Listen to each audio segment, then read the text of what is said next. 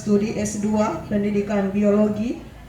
Yang kami hormati Bapak Ibu dosen, yang kami hormati Ibu Kepala MTS Negeri 2 Kabupaten Gorontalo, yang kami hormati Bapak Ibu Wakil Kepala Madrasah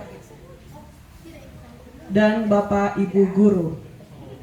Dengan memohon petunjuk dan ridho dari Allah Subhanahu wa Ta'ala, seraya melafazkan basmalah, Bismillahirrahmanirrahim.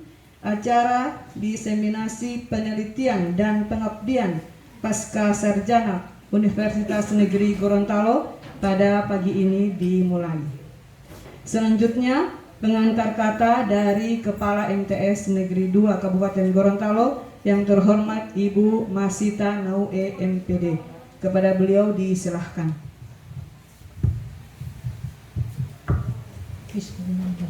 Assalamualaikum warahmatullahi wabarakatuh.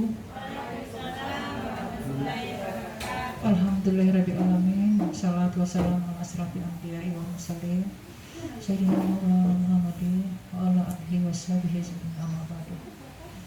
Yang terhormat Ketua Program Studi S3 Pendidikan MIPA, yang kami hormati Ketua Prodi S2 Pendidikan Biologi, beserta rekan-rekan dekan dosen ya dari Fakultas MIPA ya Bu. Ya. Yang kami hormati Bapak Ibu Wakil Kepala Madrasah yang sempat hadir, juga seluruh staf Dewan Guru yang sempat hadir yang saya hormati. Mari kita sama-sama mengucapkan puji syukur kehadirat Allah Subhanahu wa Ta'ala atas karunia kesehatan yang diberikan pada kita semua untuk bisa hadir di tempat ini, yang alhamdulillah walaupun dalam situasi Covid kita masih tetap diberikan nikmat kesehatan dan dalam keadaan sehat walafiat semuanya. Semoga harapan kita tidak terhindar dari semua penyakit-penyakit yang membahayakan itu. Amin. Juga selawat dan salam sama-sama kita curahkan pada Nabi besar Muhammad SAW, pada keluarganya, pengikutnya, insya Allah sampai pada kita semua umatnya yang masih setia dengannya. Bapak Ibu dosen dekan yang setelah dosen yang saya hormati, alhamdulillah wa syukurillah kami ucapkan pada Bapak Ibu, ucapkan terima kasih banyak untuk sudah bisa hadir di tempat ini bersama kami untuk bekerja sama dengan kami dan sudah bisa melihat dekat bagaimana keadaan kami di madrasah ini melalui kegiatan hari ini. Hadirin yang kami hormati, selanjutnya kita masuk pada acara sambutan yang akan disampaikan langsung oleh Ketua Program Studi S3 Pendidikan IPA yang terhormat Ibu Dr. Haja Frida Mariati Yusuf MPD. Kepada beliau diserahkan. Bismillahirrahmanirrahim. Assalamualaikum warahmatullahi wabarakatuh. Waalaikumsalam warahmatullahi wabarakatuh. Ibu Kepala MTS Negeri 2 Kabupaten Gorontalo, yang kami sebut namanya Ibu Masita Naue MPD. Ibu Bapak Guru MTS Negeri 2 Kabupaten Gorontalo, ibu-ibu dosen di lingkungan Fakultas Matematika dan IPA, Ibu Kaprodi S2 Pendidikan Biologi yang saat ini juga ada bersama saya, karena kami ini semua adalah dari MIPA, dosen Fakultas MIPA, lebih tepatnya di jurusan Fisika dan Biologi. Jadi kami yang datang, tim kami itu yang di IPA yang datang ini, dan kebetulan beberapa dari tim yang dosen, oh mohon maaf, ada satu dosen dari Fakultas Ilmu Pendidikan dari PGSD, Ibu Mewan. Cuman ini alumni biologi juga. Jadi memang kita benar-benar itu walaupun ada di mana-mana tetap IPA gitu. Jadi beberapa dari tim ini yang dosen-dosen ini mereka juga adalah mahasiswa di S3 Pendidikan IPA Pasca Sarjana Universitas Negeri Gorontalo. Ya, Ibu Bapak puji syukur kita panjatkan kehadirat Ilahi Rabbi karena dengan izinnya kita masih bisa bertemu walaupun dalam situasi pandemi COVID-19. Mudah-mudahan pertemuan hari ini akan beroleh berkah dan manfaat buat kita semua, baik kami dari pihak Pasca Sarjana UNG maupun Ibu Bapak di MTS Negeri 2 Kabupaten Gorontalo. Salawat dan salam kita haturkan kepada junjungan kita Nabi besar Muhammad SAW. Insya Allah syafaatnya akan di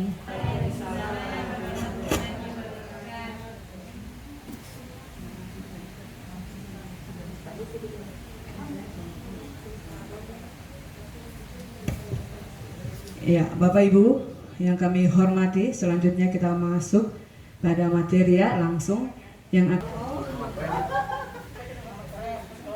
ya, kebetulan ini adik tingkat saya, cuma ada ini. Iya.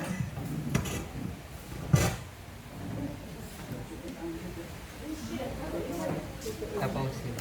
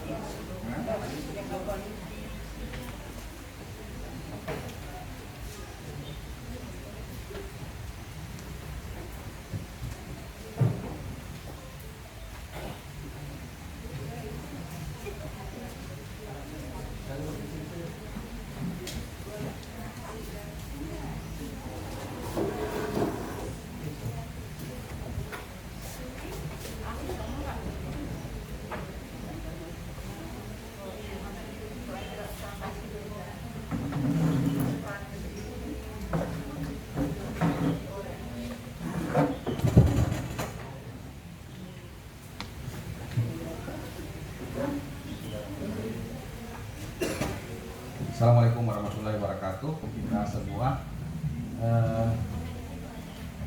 pertama-tama saya menyampaikan terima kasih banyak atas kesempatan yang sudah diluangkan oleh Bapak Ibu guru sekalian di Madrasah Sanawiyah 2, Madrasah Sanawiyah 2 ya, Kabupaten Gorontalo, dalam aktivitas kita melakukan diseminasi. Ya. Tadi sempat disampaikan Ibu yang tadi menyampaikan sebagai MC adalah senior saya ya.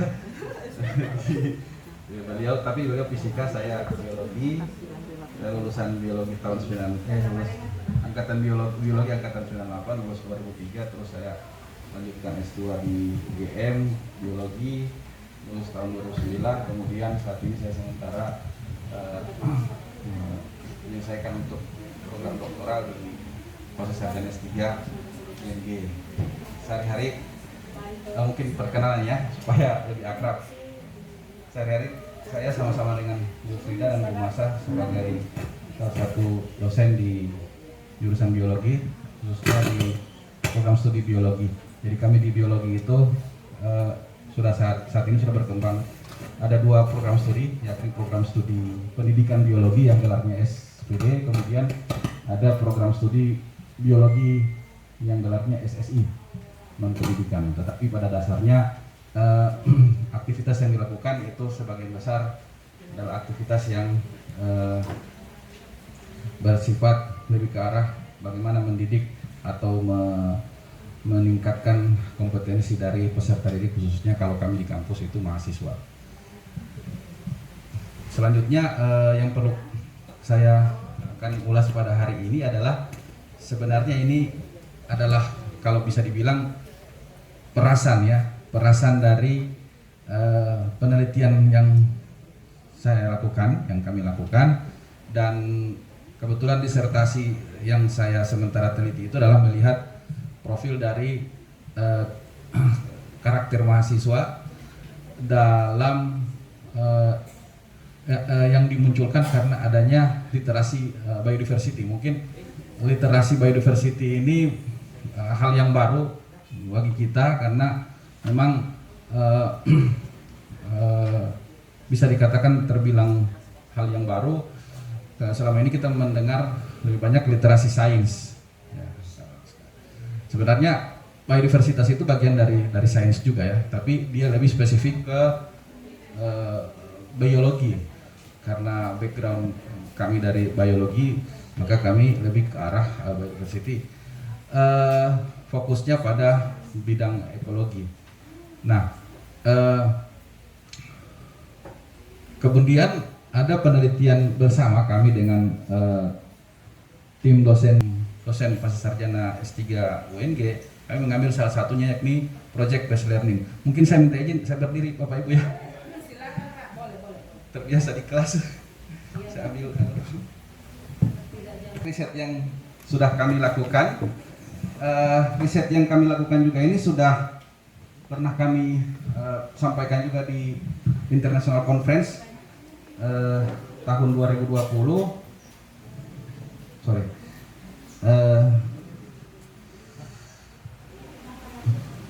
Ya, ini riset yang sudah coba kami paparkan. Mungkin kalau kita search di Google itu sudah terbit artikelnya, judulnya yakni Biodiversity Literacy in Science Education. Ini sudah dipublikasikan di jurnal internasional IOPS tahun 2021. Kemudian ada juga artikel yang sudah kami publikasikan juga di jurnal internasional yakni Biodiversity Literacy Science Education for Biodiversity Conservation. Nah, pada dasarnya Bapak Ibu sekalian, berbicara tentang literasi biodiversity itu sebenarnya kalau kami mengkaji tidak terbatas hanya pada tingkatan perguruan tinggi, ya.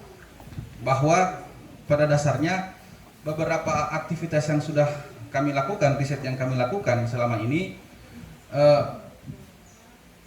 berangkat dari adanya degradasi lingkungan. Saya sangat bangga sekali dengan sekolah ini, satu-satunya sekolah di Provinsi Gorontalo yang mendapatkan predikat adiwiyata. Kalau bicara adiwiyata berarti dia ada termasuk salah satunya wawasan lingkungan. Ya. Sehingga mungkin di sini wawasan lingkungannya sudah cukup bagus, sudah cukup baik. Saya melihat penataan lingkungannya juga cukup baik. Ada pohon beringin yang tetap dipertahankan. Kalau di sekolah lain mungkin sudah ditebang, itu saran saya jangan ditebang karena satu pohon itu bisa menyimpan ribuan ton air. Ya. Misalnya kalau kita bikin dap di situ, di sekitar situ airnya sangat banyak di situ. Jadi itu bagian dari literasi biodiversitas. Nah, ini gambaran pertama bahwa sebenarnya biodiversitas itu adalah keanekaragaman hayati. Kalau kita kenal di buku, kalau Bapak Ibu sekalian yang membelajarkan IPA, tetapi sebenarnya biodiversity ini saat ini seiring berkembang ilmu pengetahuan itu sudah lintas disiplin ilmu. Jadi tidak terbatas hanya mungkin ini hanya kajian orang-orang IPA, khususnya biologi, fisika atau yang lain tidak bisa mengkaji itu. Tidak seperti itu. Bahkan sekarang lintas disiplin ilmu itu justru dari aspek sosial atau humanistik, humaniora atau sosiokultural itu menjadi bagian yang sangat penting untuk menjadi konten atau materi yang perlu dibelajarkan kepada peserta didik atau siswa. Nah, riset yang kami lakukan ini adalah penelitian yang dilakukan di tingkat perguruan tinggi, tetapi ada beberapa riset yang sebelumnya kami sudah pernah lakukan juga di tingkatan pendidikan menengah, pendidikan dasar di SD pada kelas tinggi, yakni kelas 4, 5, 6. Kami melihat sosiokultural, aspek sosiokultural dari munculnya karakter konservasi. Nah, sebenarnya karakter konservasi ini yang goal ya, tujuan akhir dari adanya literasi biodiversity. Kita lihat dulu dari awal bahwa kenapa muncul seperti itu, karena ya kita tahu bersama kondisi sekarang telah mengalami degradasi lingkungan ya. Kenapa muncul COVID? Ya, kalau kita bicara COVID, saya singgung sedikit, mungkin kita berbagi pengetahuan ya, kita saling sharing informasi. Ternyata kalau dari aspek lingkungan atau environment itu, salah satu penyebab munculnya COVID itu adalah terjadinya degradasi lahan, hilangnya keanekaragaman hayati atau terancamnya keanekaragaman hayati, terganggunya lingkungan. Kenapa? Karena kenapa terjadi mutasi yang berulang-ulang sampai sekarang? Itu terjadi karena perubahan alih fungsi lahan. Saya mungkin menjelaskan sedikit tentang alih fungsi lahan karena sebagian besar aktivitas kami di kampus dengan di masyarakat itu banyak melakukan pendampingan dengan warga di sekitar hutan, bahwa gambarannya bahwa ketika terjadi pembukaan hutan, pembukaan lahan, maka akan terjadi yang namanya deforestasi, oleh perubahan hutan menjadi kawasan pertanian, perkebunan, bahkan pemukiman, kawasan wisata, sehingga yang terjadi berikutnya adalah fragmentasi habitat, terjadinya fragmentasi habitat. Jadi habitat yang seharusnya menjadi kawasan penyangga atau kawasan yang harusnya dibiarkan dalam kondisi hijau itu terbuka. Ya, ketika dia terbuka, misalnya ada akses jalan, maka akan muncul yang namanya efek tepi atau efek. Dalam istilah ekologi namanya efek. Efek itu misalnya apa? Misalnya munculnya kasus seperti ada serangga atau organisme yang dia sebenarnya mobilitasnya hanya di bagian dalam hutan.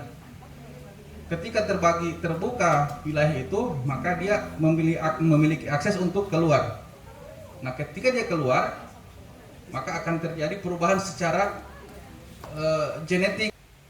Itu tetap ada namanya aktivitas pemanfaatan dan pengelolaan, tetapi dia berprinsip pada prinsip-prinsip ramah lingkungan. Nah, ini yang menjadi sebenarnya dasar kami melakukan riset ini, bahwa konservasi yang melibatkan manusia yang selama ini dilakukan itu ternyata bisa dikatakan ada semacam ketidaktercapaian target. Misalnya begini, dilakukan penghijauan, reboisasi di suatu kawasan yang sudah mengalami degradasi lahan.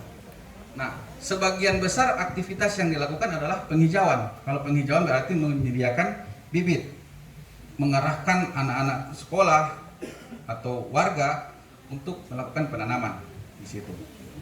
Kalau bicara penanaman, bicara bibit, berarti ada dinas kehutanan yang berperan di situ, di samping dinas lingkungan hidup, dinas pendidikan yang mengarahkan dari aspek siswa-siswa untuk diarahkan ke situ.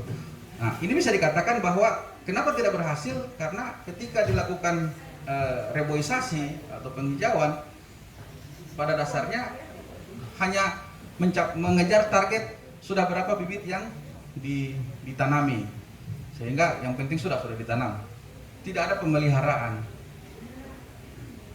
Akhirnya ada kawasan-kawasan tertentu yang sebenarnya itu sudah ditanami, sudah dihijaukan, kembali gundul lagi atau dimanfaatkan lagi oleh manusia yang lain atau orang lain.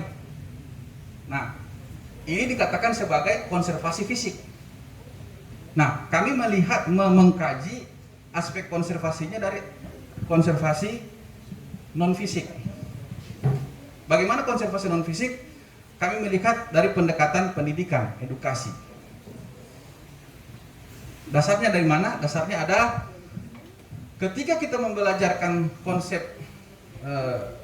keanekaragaman hayati, biodiversitas, konservasi pada tingkatan dasar, ya mulai dari tingkatan dasar SD, SMP, itu merupakan waktu-waktu karakteristik siswa bisa menguatkan karakternya, itu sebenarnya akan memberikan efek pada saat dia dewasa nanti, bahwa dia sudah ditanamkan karakter konservasi. Nah, ketika sebagian besar siswa atau peserta didik itu kita belajarkan dengan prinsip seperti itu, maka mereka ini kan satu saat akan dewasa, mungkin akan menjadi melakukan aktivitas, ya pasti akan ada juga akan berkaitan dengan perubahan menggunakan lahan, hutan, misalnya menjadi petani dan sebagainya. Mereka satu saat akan menjadi petani yang ramah lingkungan, seperti itu. Jadi memang efeknya agak lama, tapi kita mengkonstruksinya masih awal, ya. Misalnya ini seorang anak peserta didik, ketika dia dewasa, dia menjadi seorang petani atau nelayan atau pengusaha yang menggunakan sumber daya hutan, dia akan tetap memegang prinsip bahwa kita bisa mengambil hasil hutan, tetapi kita tidak bisa buka secara keseluruhan, hanya bagian-bagian tertentu, dan dia harus menyiapkan kawasan penyangga. Nah, itu yang kami coba munculkan, ya. Karena selama ini kalau kita kaji dari aspek ekonomi, namanya ekonomi lingkungan, orang mengambil kayu di hutan atau mengolah kawasan pertanian itu ujung-ujungnya adalah target produksi. Berapa jagung yang harus berapa kilogram atau berapa ton jagung harus didapatkan, walaupun dia harus nanam jagung di kemiringan 20%. Mungkin kalau kita di sini punya lahan kebun atau keluarga kita punya lahan kebun, kita bisa melihat itu. Karena mengapa? Mengejar target produksi, tetapi tidak melihat daya dukung lingkungan. Nah, untuk bisa memahamkan daya dukung dan daya tampung lingkungan itu, salah satu strateginya adalah kita mengkonstruksinya di awal seorang peserta didik masih sekolah, ya, baik itu di SD maupun SMP. Sehingga salah satu strategi kita adalah bagaimana kita melakukan pendekatan dari literasi biodiversitas. Bagaimana memunculkan literasi biodiversitas. Kalau kita bicara literasi, mungkin ya kita tahu bersama literasi itu membaca, menulis, tetapi kami tidak membatasi literasi itu pada hal-hal tersebut, tapi literasi itu lebih mengarah kepada bagaimana dia melakukan sebuah penelaahan, ya. Setelah dia membaca, menulis, memahami apa yang menjadi konten materi, dia akan memunculkan bagaimana cara dia, kalau lebih gampangnya itu menceritakan kembali, membuat analisis dari hasil pemahamannya dia. Ketika dia bisa membuat analisis dari pemahamannya dia akan memaksa pemikirannya untuk memunculkan informasi-informasi yang sudah pernah didapatkan tentang yang dia sementara baca itu. Satu saat dia akan bisa memiliki kemampuan membuat analisis, dan itu akan mempengaruhi karakternya dia dalam dia mengelola atau memperlakukan lingkungan sekitar, minimal lingkungan tempat tinggalnya. Misalnya yang awalnya dia mungkin malas mengolah lingkungannya dia, tempat tinggalnya, dia akan lebih suka misalnya saya mau menanam pohon di sekitar rumah saya karena ternyata pohon itu sangat penting dan sebagainya. Ya, tidak sekedar mereka pada saat memang selama ini kita belajarkan siswa itu tentang lingkungan juga, tapi lebih mengarah kepada mereka menghafal supaya bisa mengisi ulangan atau ujian formatif, itu saja. Karakternya tidak muncul. Nah, itu kita coba untuk memunculkan karakter itu, dan itu akan terbawa sampai dengan mereka besar. Karena ya, kontekstual. Tidak selamanya kita mungkin kita menggunakan buku, tetapi lebih bagus kita membawa peserta didik itu di lingkungan yang nyata seperti itu. Karena prinsipnya kalau yang namanya sains itu kan dia harus nyata ya, harus empirik, harus kelihatan buktinya. Kemudian ya pendekatan sebagian besar masih klasikal. Jadi bukan dalam artian berarti kalau IPA harus keluar terus, tidak seperti itu. Ada hal-hal tertentu yang perlu kita bawa siswa itu ke, misalnya begini, tidak ada salahnya kita bawa siswa itu ke lahan pertanian, kita belajarkan mereka bagaimana cara menanam, atau ikuti petani itu menjelaskan. Mereka lebih suka itu sebenarnya, jalan-jalan di kebun jagung ya, seperti itu. Iya, sebenarnya itu tetap harus lebih banyak ya, karena itu kontekstual dan penanaman karakter itu, literasi biodiversitas itu bisa muncul di situ. Kemudian yang berikut, masih rendahnya ketercapaian peserta didik dalam literasi biodiversitas. Artinya begini, ketika kita memberikan tes atau ujian kepada siswa, ketika mereka menjawab soal-soal keanekaragaman hayati, misalnya kita menggunakan soal cerita. Nah, kadang mereka tidak bisa menjawab dengan baik atau tidak tepat karena pengetahuan yang mereka miliki sangat terbatas. Kita lebih banyak bicara secara teoritis seperti itu. Padahal keanekaragaman hayati itu misalnya begini, dia menganggap misalnya ayam itu satu spesies. Nah, biasanya peserta didik itu menganggap satu ekor ayam itu satu spesies. Padahal sebenarnya dia bisa lebih dari satu individu, tapi walaupun ini satu spesies. Nah, kadang ketika kita memberikan soal ada berapa spesies kan di situ, dia bilang 3 spesies, padahal cuma satu spesies, tapi ada 3 individu. Nah, itu kadang yang menjadi persoalan ketika siswa mengidentifikasi hal-hal seperti itu. Kemudian perlu ada model pembelajaran yang bersesuaian dengan konten ini. Nah, kami mencoba menggunakan project based learning. Tidak ada salahnya kita memberikan project kepada siswa walaupun dia masih tingkat menengah. Pak, itu kan untuk mahasiswa atau SMA.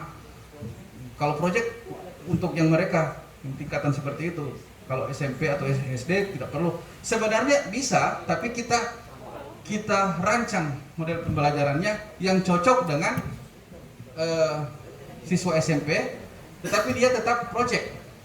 Mereka diberikan project ini. Misalnya mengidentifikasi ya spesies yang ada di perkebunan warga yang ada di sekitar sekolah misalnya.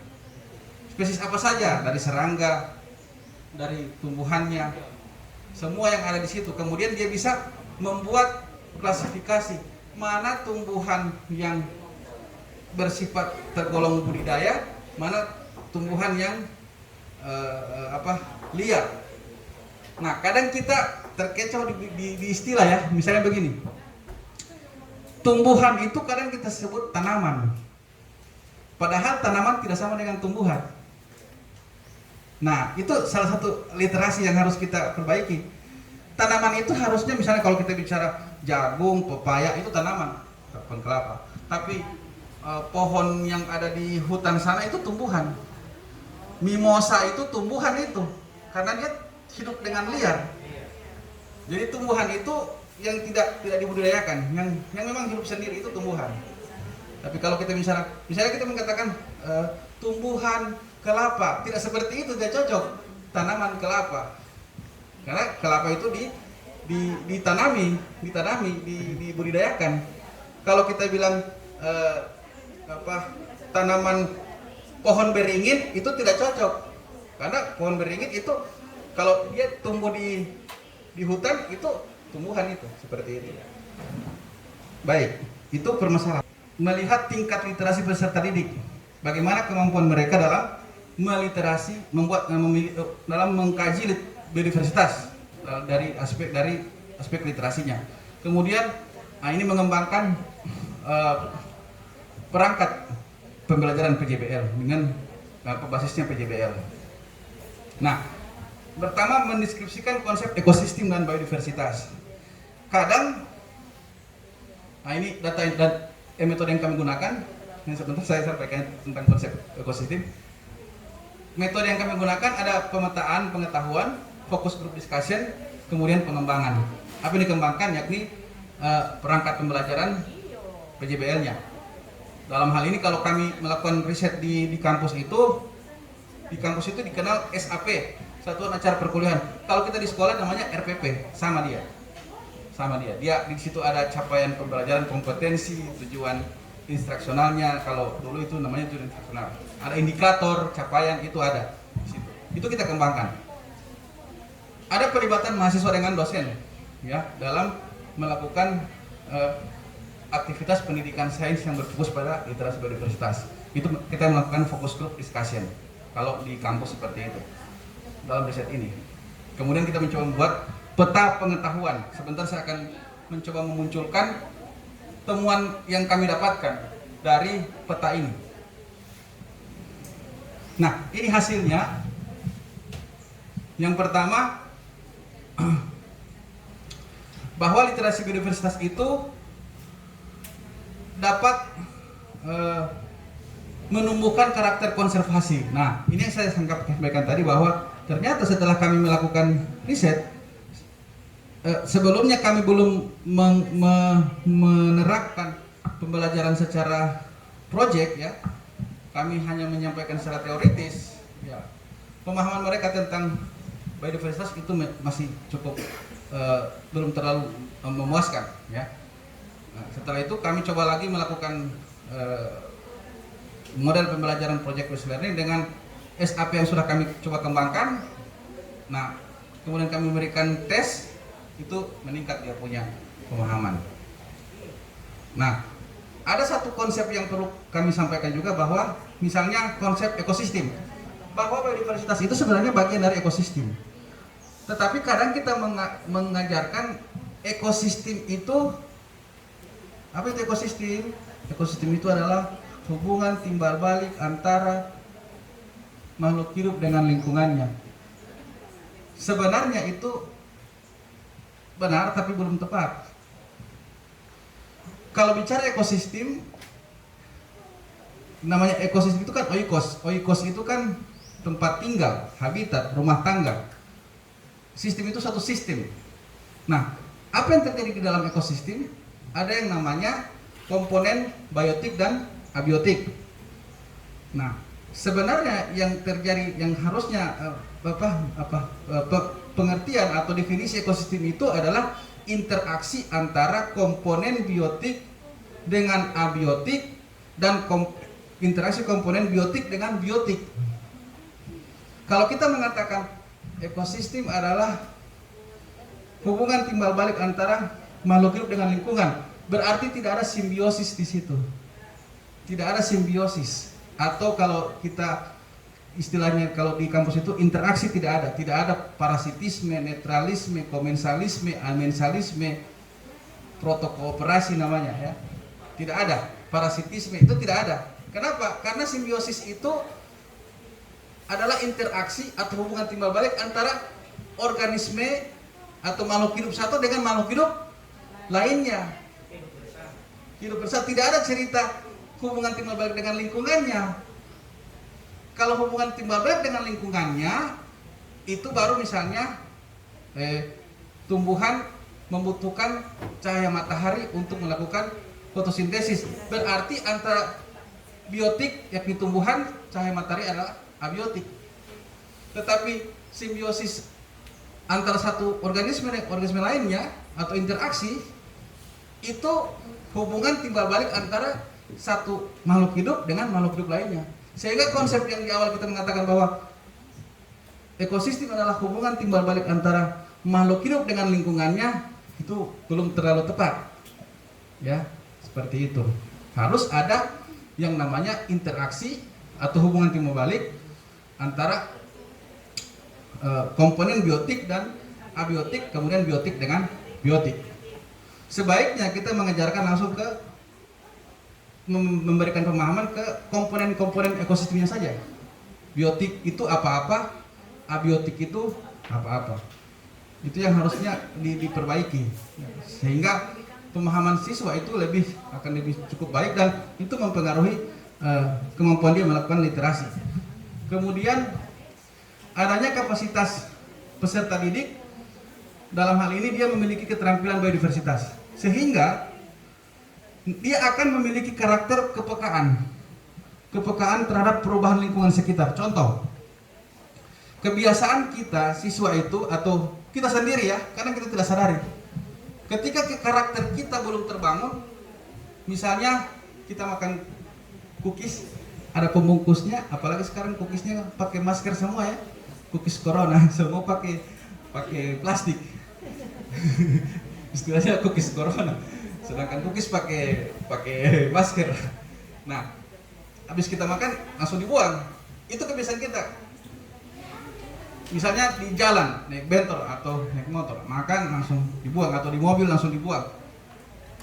Nah, kemudian model pembelajaran PJBL itu bisa meningkatkan sehingga siswa itu bisa memiliki kemampuan untuk melakukan mengkonstruk. Itu yang saya bilang tadi, siswa itu diajak untuk mengkonstruk pemahamannya dia, menceritakan kembali apa yang dia peroleh, bukan menyalin apa yang dia dapatkan dari buku, tapi dia menceritakan kembali. Itu namanya mengkonstruksi. Kemudian ketika dia bisa mengkonstruk, dia bisa mengambil sebuah keputusan. Kemudian dari keputusan itu dia akan mengembangkan, mungkin ada masalah yang bisa didapatkan lagi untuk dipecahkan, dicarikan solusi. Bukan dipecahkan ya. Saya mengambil sejak saya mengikuti kuliah dengan Pak Muslimin, pembimbingnya Ibu Dr. Masra ya, Prof Muslimin ya. Dia mengatakan bukan memecahkan masalah, tapi mencarikan solusi. Kalau Prof Muslimin bilang begini, kalau masalah itu dipecahkan, tak banyak, jadi kecil-kecil. Jadi kita mencarikan solusi. Jadi si siswa ini kita ajak untuk bisa mencarikan solusi. Dari mana? Dari konstruksi pemahaman yang mereka bangun pada saat dia memiliki kemampuan literasi biodiversitas itu. Sehingga ini kalau pengembangan model ini nanti sudah tingkatan yang level perguruan tinggi, mahasiswa bisa merancang model. Kalau untuk SMP atau SD mungkin lebih ke arah bagaimana dia memunculkan karakter yang tadi itu, seperti itu. Nah, ini hasil yang kami dapatkan ketika membelajarkan dengan project based learning. Ternyata setelah kita memberikan tes, setelah kita terapkan ya, kemampuannya sangat tinggi, pada level tinggi, yakni 80%. Sebagian besar peserta didik itu memiliki kemampuan seperti ini. Walaupun sebenarnya data ini pada saat kita belum memberikan menerapkan literasi biodiversitas itu tidak sampai 80% yang tinggi ya. Memang tidak ada yang sangat tinggi, cuma 3%, tetapi standarnya bisa pada level yang tinggi. Yang rendah malah tidak ada, seperti itu. Nah, ini kesimpulannya bahwa literasi biodiversitas itu bisa membentuk kompetensi, merupakan kompetensi dan sekaligus bisa menjadi sebuah pendekatan yang dilakukan dalam pembelajaran sains. Kemudian dalam upaya pelestarian ekosistem yang saya sampaikan di awal tadi, tidak cukup hanya melakukan pelestarian secara fisik, tetapi secara non fisik memunculkan karakter, tingkah laku. Dengan literasi biodiversitas itu sangat-sangat penting dilakukan. Project based learning itu menjadi sebuah model pembelajaran yang cukup cocok ya, cukup sesuai untuk membelajarkan literasi biodiversitas. Kemudian kompetensi dari literasi biodiversitas pada akhirnya akan diharapkan apa? Ada namanya karakter konservasi. Yang istilah kami munculkan adalah soft konservasi, istilah baru lagi. Kalau tadi istilah literasi biodiversitas, lagi soft konservasi. Kita lihat bagaimana ini temuan yang coba kami rancang, temuan penelitian yang saya lakukan, bahwa nantinya yang paling tujuan akhir itu adalah soft skill. Soft skill ini sebenarnya bagian dari soft konservasi. Dari mana dia? Kita lihat dari dimensi yang paling ujung sini, dimensi biodiversitas.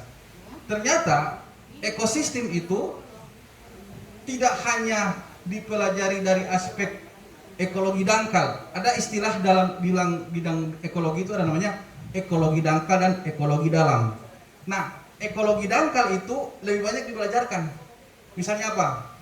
Konsep ekosistem, interaksi, simbiosis, apalagi. Pokoknya konsep seperti itu. Kan kemelimpahan istilahnya. Mengidentifikasi, ya, termasuk gen, spesies, istilahnya begini. Ekologi dalam biodiversitas atau keanekaragaman hayati itu hanya kita batasi pada keanekaragaman hayati. Ada 3 adik-adik sekalian ya. Nah, kalau kita mengajar gen, spesies, ekosistem hanya berputar di situ. Pada akhirnya mereka memang melek dengan pengetahuan seperti itu. Itu namanya ekologi dangkal.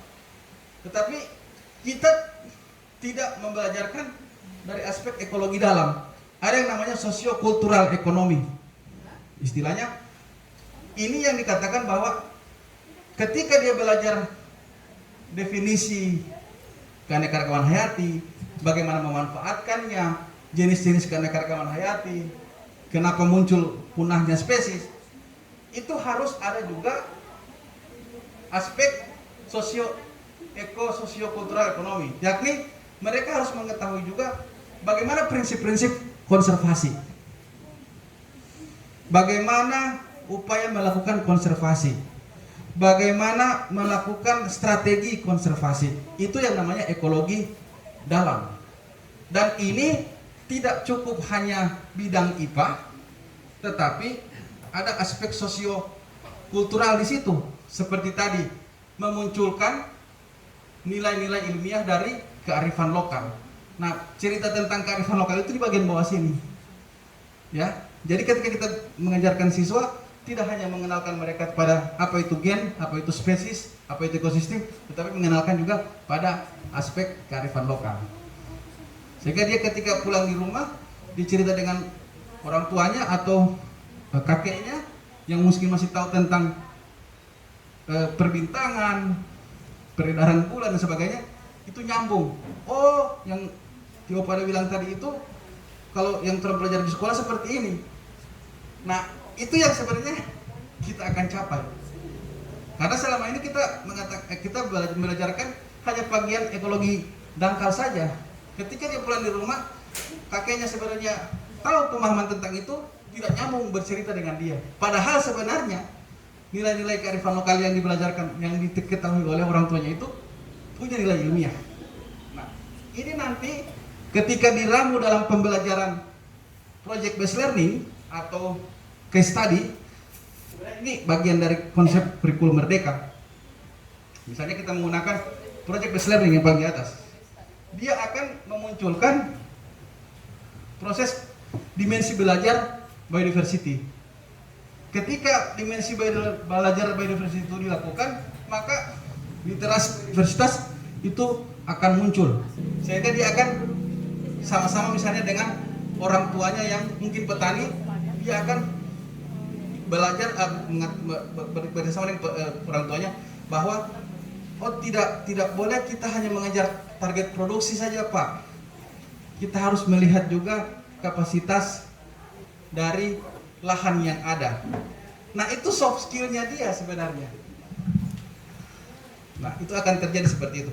Itu sebenarnya gambaran yang coba kami konstruk, model yang kami coba buat, dan ini yang dikatakan sebagai soft konservasi.